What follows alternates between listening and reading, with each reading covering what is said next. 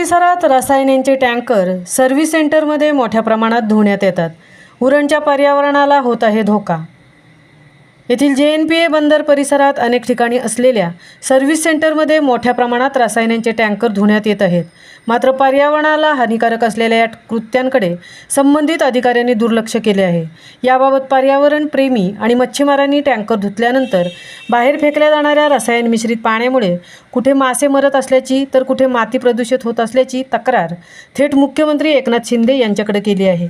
JNPA container freight स्टेशनजवळील Sonari येथील अशाच एका सेवा केंद्रात दररोज किमान 10 टँकर स्वच्छ केले जातात, असे Maharashtra small scale traditional fish workers युनियनचे अध्यक्ष नंदकुमार पवार यांनी रायगड जिल्हाधिकाऱ्यांकडे केलेल्या तक्रारीत म्हटले आहे.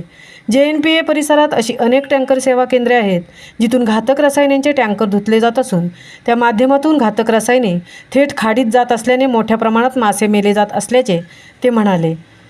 महामुंबईसह तृप्ती भोईर, उरण.